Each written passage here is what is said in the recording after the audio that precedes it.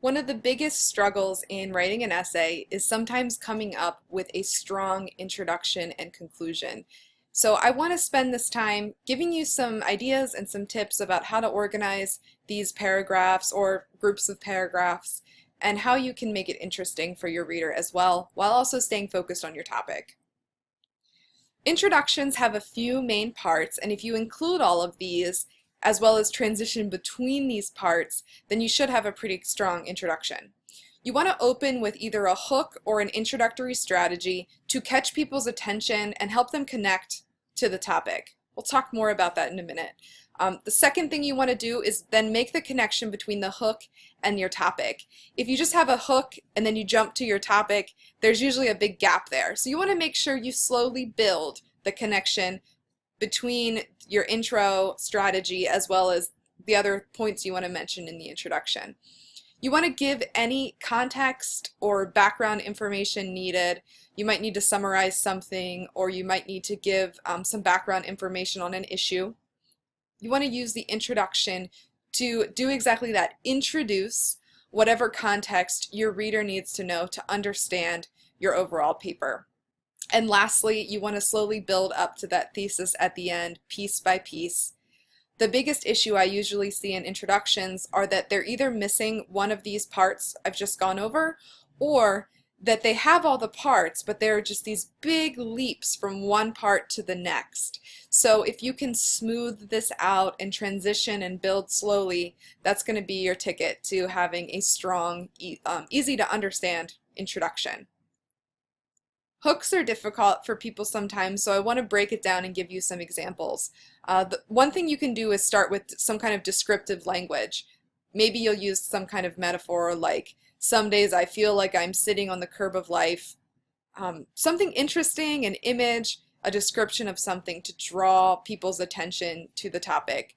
You could also open with a story or scenario. Maybe you have a personal story, or you can say, imagine that.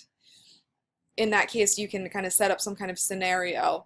And this really helps people to, if you want your reader to connect to what you're talking about, it helps to place them in your shoes, or to place them in the context of the idea.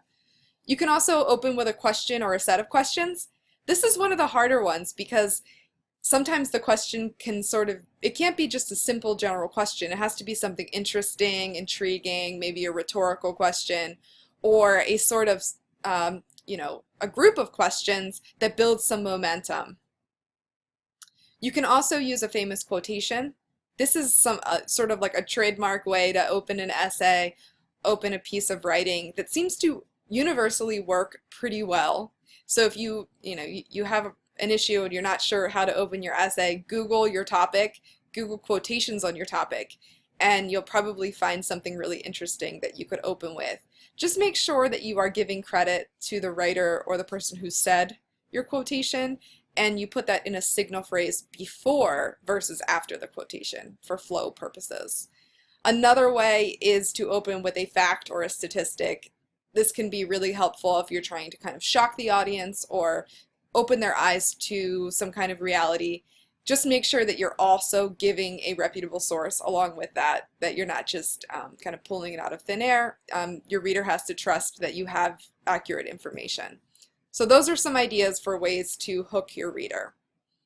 Conclusions are sort of the introduction in reverse in a way.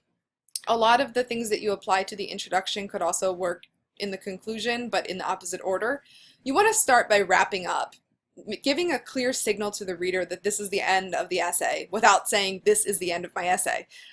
You can summarize your main points, make sure you're rewording it so you're not repeating things you've already said verbatim.